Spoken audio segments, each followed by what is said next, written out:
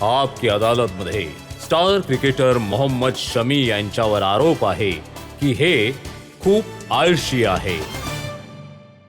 हा आरोप शमी माझा नाहीये, विराट कोहलीचा आहे. विराट कोहली म्हणतात की आमच्या इथे जर सगळ्यात जास्त आळशी कुणी असेल तर तो मोहम्मद शमी आहे. मसाज करण्यासाठी काकांच्या रूममध्ये जातो तर 3-3 तास तिथे झोपून राहतो. आता टेस्ट मॅच खेळत असतो.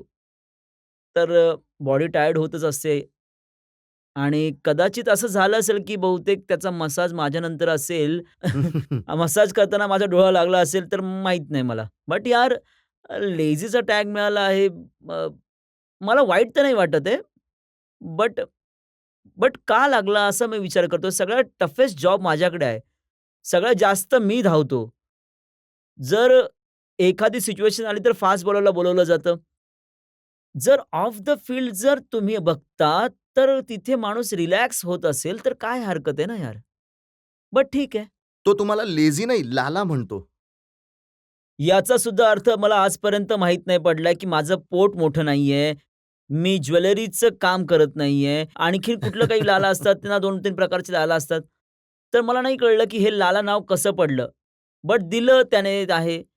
या विराटच्याच गोष्टी आहेत सगळ्यात लेझी म्हणणं किंवा मग लाला म्हणणं. कारण कारण की जेव्हा तुम्ही इंडियन टीममध्ये येता, तेव्हा कुठल्या ना कुठल्या नावानं नक्कीच दिलं जातं.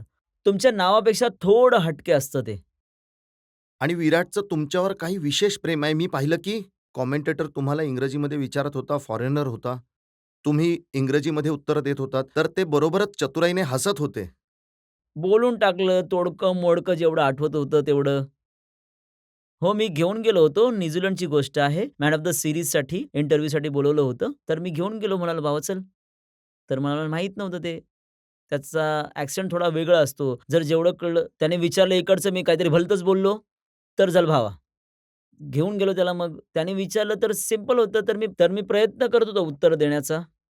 तर नंतर जेव्हा संपलं तेव्हा म्हणाला, "मला कशाला घेऊन गेला?" मी म्हणालो, "चल." पण तो कॉमेंटेटर हिंदीमध्ये तुम्हाला म्हणाला होता की चांगलं इंग्रजी सर बोललात. ट्राय करतो, बट हेच की मी लाजत नाही ह्या गोष्टीमध्ये. जर तुम्हाला एखादी गोष्ट येत नसेल, तर समोरच्याला सांगून टाका येत नाहीये. ठीक आहे, हिंदीमध्ये बोला. आता असं पाकिस्तानसारखं नाहीत ना, की की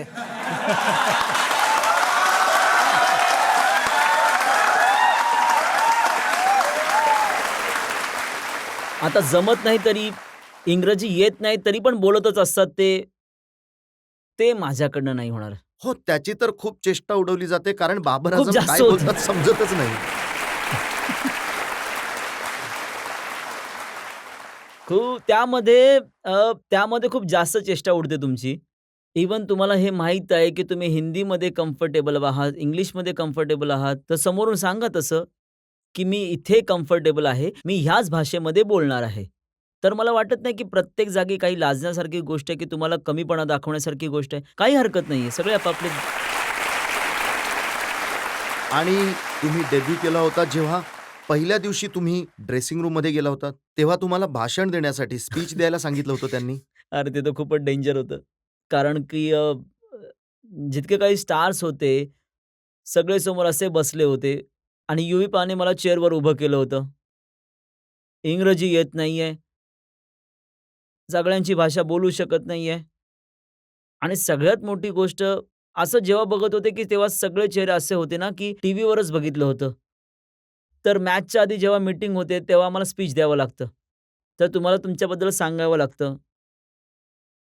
मी उभा राहिलो, म्हणालो, "बाबा हिंदीमध्ये बोललो तर चालेल का?" ते म्हणाले, "हो, चालेल."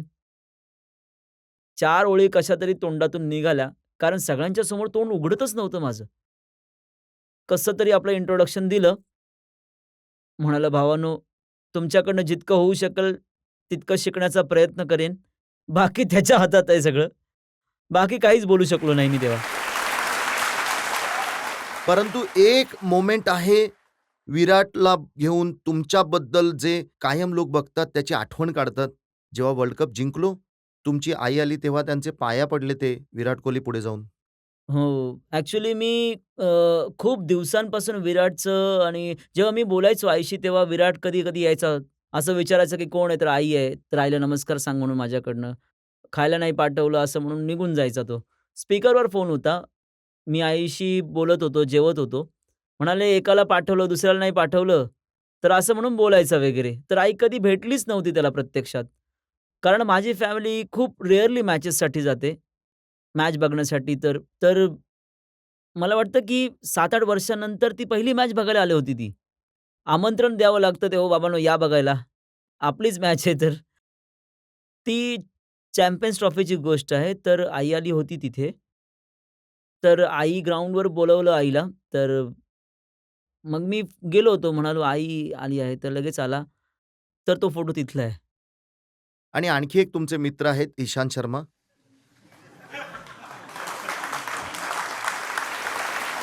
ईशांत असं म्हणतात, की शमी मोहम्मदला जर रिकव्हरी करायची असेल इंजुरीमधून, त्याला PUBG खेळू द्यात, त्याला मटण खाऊ द्या, नल्ली निहारी खाऊ द्या आणि झोपू द्यात. सेम डिपार्टमेंटचा जॉब आहे आमचा, परंतु तरीसुद्धा अशा गोष्टी बोलतो तो. पण आमचं जे बॉन्डिंग आहे ते एक वेगळ्या लेव्हलचं आहे. आम्ही, मी, ईशांत किंवा भुवनेश्वर, उमेश, मोहित, आम्ही सगळे फास्ट बॉलर जे आहोत ना, ते एका वेगळ्या लेव्हलच्या बसमध्ये सुद्धा मागे बसतो. आणि येणाऱ्या माणसाची इतकी हिंमत नाहीये, कोचची सुद्धा नाही, की मागे येऊन बोलेल आमच्याशी. इतके सज्जन आहोत आम्ही. आपापसात जेव्हा बोलत असतो तेव्हा. तर हे हे बॉन्डिंग आम्हाला वाटतं, की मी लाईफमध्ये कधीच विसरू शकत नाहीये. जे आम्हा सर्वांचं एकमेकांसाठीचं जे प्रेम, एकमेकांसाठी ते भांडण, त्या गोष्टी ज्या बोलतो एकमेकांसाठी तुम्ही ऐकलं तर भांडणच होईल. अशा गोष्टी आम्ही लोकं उलट-सुलट बोलत असतो एकमेकांना. पण ते जे प्रेम, ती जी आपुलकी आहे, ती मी कायम मिस करतो ती गोष्ट. ईशानचा एक व्हिडिओ मी बघितला, ज्यामध्ये ते तुमच्या बोलण्याच्या पद्धतीची नक्कल करतायत. आता बोलतोय तुमच्यासमोर बघा मी कसा बोलतोय ते. मी असाच आहे. मला चेंज नाही व्हायचं आणि. तर आणि आणि जर आणि जसं ईशांत बोलला तसं हो रिकव्हरीसाठी यार तुम्हाला काय पाहिजे तुम्हाला? तुम्हाला बेस्ट जेवण मिळावं, झोप मिळावी, तुम्हाला रिकव्हरी मोडसाठी आणि प्रत्येकाला कोणता ना कोणता गेम आवडतच असतो ना, त्यात माझी काय चूक आहे ना? शमी 2015चा वर्ल्ड कप, हे खरं आहे का, की तुम्हाला दुखापत झाली होती, इंजुरी होती, सीरियस इंजुरी होती, तुम्हाला खेळायला नको होतं, परंतु तुम्ही इंजेक्शन लावून-लावून खेळत होतात? हे आमचं ओपन डिस्कशन फिजिओ आणि माही भाईबरोबर झालं होतं. सिच्युएशन जी सगळ्यांना माहीत होती, कंडिशन काय आहे ती सगळ्यांना माहीत होती. कारण माझं कार्टिलेजचं ऑपरेशन झालं होतं. गुडघ्याचं हाड जे जॉइंट असतं त्याचं तिथे तिथे क्रॅक आला होता. तर मी टेस्ट सीरीजनंतर परत येणार होतो. 4.5 महिने आम्ही लोकं ऑस्ट्रेलियामध्ये होतो. तर ओपनली डिस्कशन झालं, की बाबा ईशांतला पायाला दुखापत झाली होती, तो नाही खेळू शकत आहे. तर एका माणसाला तर थांबावंच लागणार आहे. तर मी डॉक्टरांना हेच विचारलं, की "यार मी खेळू तर शकतो ना, परंतु मला हे सांगा, की ह्या गुडघ्यामुळे मध्येच सोडावी नाही लागणार ना मॅच?" कारण की मी कधीही जेव्हा मी गेम खेळतो, तेव्हा मला कायम ही एश्युरिटी हवी असते, की मी मध्येच नाही सोडणार. माझ्या जागी दुसरा कोणी यावा आणि मॅच हारली जावी. ते मी देशासाठी नाही करू शकत. तर हे ओपनली सांगितलं गेलं होतं, की डॉक्टरांनी कॉन्फिडन्स दिला मला पूर्ण, की हा गुडघा तुम्हाला मध्ये नाही सोडणार. असं म्हणतात ना, की थोडंसं पुढे-मागे होऊ शकतं किंवा कमी-जास्त होऊ शकतं. तर ते थोडं पुढे-मागे होऊ शकतं. खूप जास्त काही होणार नाहीये. मग म्हणालो, की ठीक आहे मग मी पेन किलर खाऊन खेळेन. पण पण त्या मॅचच्या आधी मी प्रॅक्टिस मॅचनंतर सिच्युएशन इतकी खराब झाली, की आम्ही मागे बघितलं तर आम्हाला असा कुठला बॉलर दिसत नव्हता जो वर्ल्ड कप खेळला असेल त्यावेळी. तो ऑप्शन नव्हता आमच्याकडे आणि जे 4 महिन्यापासून खेळत होते, ज्यांना कंडिशन माहीत होत्या, त्यातला एक तर आधीच गेला होता, एक मोडलेला होता. तर मी 7च्या 7 गेम औषधं घेऊन आणि त्या पेनमध्येच खेळलो 2015चा वर्ल्ड कप, की जो माझ्या थाईचा साइज आहे तो माझ्या गुडघ्याइतका झाला होता आणि माझ्या काफला मॅच करत होता. लाइक 50 एम-एलच्या आसपास फ्लुइड निघायचं माझ्या प्रत्येक मॅचमध्ये. तर मी मॅच खेळायचो, बस हॉटेलला जायची आणि मी माझ्या कारने हॉस्पिटलला जायचो. इंजेक्शन्स लावली जायची मला, हॉटेलला यायचो, 3 दिवस आराम करायचो, 4थ्या दिवशी ग्राउंडला जायचो, परत 5व्या दिवशी मॅच. हे माझं संपूर्ण शेड्यूल होतं. आणि हीच अशीच अवस्था जेव्हा पुढचा वर्ल्ड कप झाला? सर, आधीच मी याने त्रासलेलं होतं, की 4 एमएमचा पीस यातून तुटून बाहेरच निघाला नव्हता. मसलमध्ये माहीत नाही कुठेतरी अडकला होता. तर तो तिथून निघाला होता. हा नीट करून आलो. पुढच्या वर्ल्ड कपमध्ये आता याचं नवीन काहीतरी आलं. बट 2023च्या वर्ल्ड कपमध्ये त्या अल्लाची मेहरबानी असेल, की जसं माणसाची इच्छा असते ना, की लाईफमध्ये माझ्यावर असं व्हावं या प्रोफेशनमध्ये, जसं माझी इच्छा होती, की बॉलने माझं म्हणणं ऐकावं किंवा माझ्या पद्धतीने बॉल पडावा. त्या वर्ल्ड कपमध्ये बॉल तसा पडत होता जशी माझी इच्छा होती. का?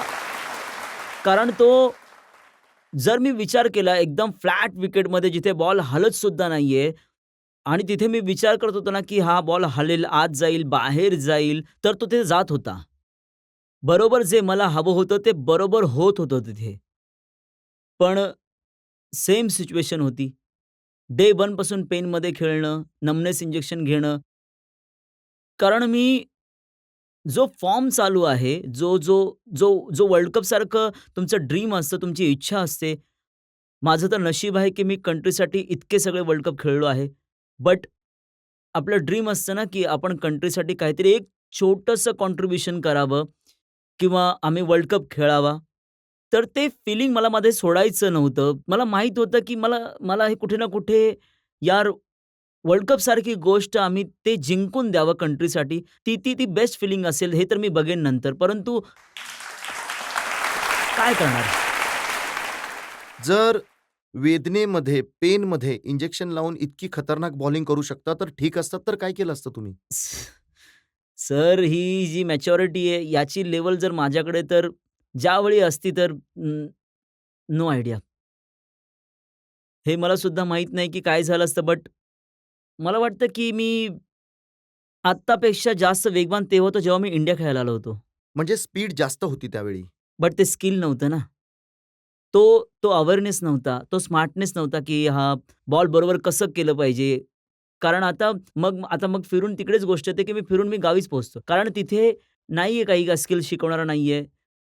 तिथे कुठल्या अशा गोष्टी प्रोव्हाइडेड नाहीये, की तुम्ही स्किल प्युअर करू शकता. इव्हन कोच सुद्धा नाहीयेत. तर मग तुम्ही काय शिकणार? तुम्ही बघून शिकता ना. तुम्ही शिकता कुठे? वसीम अक्रम तुम्हाला म्हणाले, की तुमचा रनअप थोडा लहान करा. तुमची हाईट जास्त नाहीये, नंतर अवघड होईल. तुम्ही त्यांचं म्हणणं कुठे ऐकलंय? मी त्यांना विचारलं होतं, की तुमच्या छोट्याशा रनअपमध्ये कशा करता तुम्ही ह्या सगळ्या गोष्टी? म्हणतात, की एक लेव्हल नंतर ना, आपल्याला लहान करावा लागतो रनअप. तर मला ते लॉजिक समजलं नाही. म्हणजे असू शकतं, की ते वर्क करतं, म्हणजे त्यांच्यासाठी वर्क केलं असेल, त्यांच्या स्किलवर सूट झालं असेल. पण माझा रनअप कधी ना पहिल्या दिवशी लहान होता, ना आज लहान आहे. मी नेहमीच सेम रनअपने धावतो. सेम डिस्टन्स आहे माझ्याकडे. इव्हन आज जास्त फोर्स लावतो मी धावताना आणि जास्त कम्फर्टेबल फील करतो आज मी. इंजुरीच्या आधी जो रनअप होता माझा आणि आजचा रनअप आहे त्यामध्ये खूपच फरक आणि खूप कम्फर्टेबल आहे मी. त्यामुळे मी त्यांचं म्हणणं ऐकलं नाही कारण की ह्या गोष्टी सूट नव्हत्या करत मला. तुम्ही तर डॉक्टरांचं म्हणणं सुद्धा नाही ऐकलं. डॉक्टर म्हणाले होते, की ऑपरेशनच्या नंतर बॉलिंग तर सोडा, चालणं सुद्धा अवघड होईल. हो, ही या पायाची गोष्ट आहे. आता 23च्या वर्ल्ड कपनंतर खूप प्रेमाने गेलो होतो मी तिथे यार, की होऊ शकतं की हा तुटलं नसेल, काही झालं नसेल. पण तुटल्याबरोबर गळाला सुद्धा होता तो आतून. तर ते म्हणाले, "एक काम करूया, आधी ऑपरेशन नको करूया, आधी हे इंजेक्ट करून बघूया. जर याने काही झालं तर" कारण कधी-कधी काय होते, की मसल आपापसात जोडल्या जातात. तर कुठलं तरी इंजेक्शन लावल्याने ते मोकळ्या होतात. तरीसुद्धा नाही झालं तर म्हणाले, "ऑपरेशन करावं लागणार आता. संपवून टाका आता." कारण की इतकं नाही टाळू शकत मी पेन. कारण सकाळी मी उठल्यानंतर जर मी बाथरूमला नाही जाऊ शकत काही अंतरावर, तर मग मला ऑपरेशन हा एकच ऑप्शन होता ना. त्यानंतर ते जेव्हा म्हणाले, की "हो." मी म्हणालो, "किती वेळ आहे?" तर म्हणाले, "1 किंवा दीड तास लागेल तुम्हाला ऑपरेशन थिएटरमध्ये. त्याच्यानंतर तुम्ही शिफ्ट होऊन जाल." म्हटलं ठीक आहे. तर ते थोडंसं तसं होतं, की कारण स्पोर्ट्सचे जितके काही प्लेयर्स आहेत ना, त्यांच्यावर राहतात. तर ते इथे इंजेक्शन लावतात. तर तो म्हणाला, "तुम्हाला 30 सेकंड्समध्ये झोप येईल." तर इथे इंजेक्शन लावलं तेव्हा थंड-थंड लागलं मला जरासं. तर मी म्हणणार होतो, की मरता-मरता 1 मिनिटं तर घेऊनच जाईल ना. 3च मोजू शकता मी. मग संपलं. म्हटलं यार 3 मध्ये तर जर मी 3 सेकंदाच्या आत मी बेशुद्ध, तर त्याने ऑपरेशन नंतर मला शुद्ध आली. तर थोडंसं अंधुक-अंधुक दिसायला लागलं होतं थोडंसं. तर म्हणाले, "मीच डॉक्टर आहे, ओळखलं?" म्हटलं, "यार." म्हणाला, "एक प्रश्न आहे तुमच्यासाठी. किती दिवसांमध्ये मी ग्राउंडवर उतरू शकेन?" त्यांनी माझं तोंड बघितलं, पाय बघितला. म्हटले, "तुम्हाला वाटतं की तुम्ही खेळू शकाल?" मी तर म्हणतो, "तुम्ही चाला आधी, हीच मोठी गोष्ट आहे तुमच्यासाठी." मी म्हटलं, "ऑपरेशन तुम्हीच केलंय ना? दुसरं कोणी तर नव्हतं ना?" म्हटले, "नाही." मी म्हटलं, "मी खेळणार." ते म्हणाले, की "आतापर्यंत ऑपरेशनमध्ये असं कधीच नाही झालंय. खूप कमी लोकं असे आहेत जे ग्राउंडवर उतरू शकलेत." खेळण्याबद्दल तर नाही बोलले, ग्राउंडवर उतरण्याबद्दल बोलत होते. आणि म्हणाले ते म्हणाले, की "हो, जर तुम्ही ग्राउंडवर मॅच खेळलात ह्या इंजुरीनंतर कव्हर केल्यानंतर तर मी तुम्हाला भेटायला इंडियामध्ये येईन." मी मॅच खेळलो आणि तो मला भेटायला आला. बट तुमचा हा कॉन्फिडन्स आहे, की तुमचे हे गट्स आहेत. जर आणि हे जे तुमच्यामध्ये जर हिंमत. करोडो लोक आहेत, त्यांचे आशीर्वाद तुमच्या बरोबर आहेत. सर, हे सगळ्यात आधी माझ्यासाठी किंवा कोणासाठी सुद्धा जेव्हा तुम्ही कुठल्याही प्रोफेशनमध्ये किंवा कुठेही तुम्ही देशासाठी काहीतरी करता, तेव्हा सगळ्यात आधी तुम्हाला तुमचा क्राउडचा, तुमच्या सपोर्टचा ते आम्हा सगळ्यांना पंप अप करत असतं. ते खूप गरजेचं असतं आमच्यासाठी. 1-2 प्रश्न घेऊ शकतो? आम्हा सगळ्यांना माहिती आहे, की तुम्ही तुमच्या इंजुरीमधून खूप काळापासून रिकव्हर करताय. तर माझा प्रश्न तुम्हाला असा आहे, की तुम्ही आता पुन्हा खेळण्यासाठी तयार आहात की नाही? यार, मी दुलीप ट्रॉफी खेळून आलोय. अजून काय हवंय माझ्याकडनं? बट जिथे प्रश्न इंजुरीचा आहे, तर तुम्हाला खूपच पॅशनेट असावं लागतं. जर तुम्हाला परत ग्राउंडवर यायचं असेल, कारण की जेव्हा कार्टिलेज झालं किंवा ॲटलेस ऑपरेशन होतं, तेव्हा या खूप सीरियस इंजुरीज आहेत. तर तुम्हाला खूप फोकस, पेशन्स तुम्हाला स्ट्राँग असण्याची गरज असते आणि बाकीसुद्धा माझी फॅमिली, माझे फ्रेंड्स आणि माझ्यासोबत जे क्रिकेट खेळतात, ते चांगल्या पद्धतीने ह्या गोष्टी कंप्लीट करतात. आता बघा, जी गोष्ट शमीने तुम्हाला नाही सांगितली ती मी तुम्हाला सांगतो. यावेळी मोहम्मद शमीचा फिटनेस त्यांच्या लाईफचा बेस्ट फिटनेस आहे. त्यांचा बॉडी फॅट लोवेस्ट आहे आणि हा खूप दिवसांपासून मेहनत करून बनवली आहे, तरी लपवून ठेवला यांनी. लूज घालून आलो यासाठीच. काय पुढच्या वर्ल्ड कपमध्ये सुद्धा शमीची जादू आपल्याला बघायला मिळेल? हे बघा, मी करायला तयार आहे, पण मला त्यांनी घेतलं पाहिजे ना. पण होपफुली की माझं सुद्धा कायम असंच आहे, की आता जितकं काही माझं क्रिकेट करियर आहे आणि जितके काही गोल्स आहेत पुढे, ते मी विदाऊट इंजरी खेळावे. प्रयत्न तर तोच आहे आणि राहिला प्रश्न वर्ल्ड कपचा, तर प्रयत्न नक्कीच संपूर्ण करेल, की नशिबात असेल तर नक्कीच आणि बाकी तर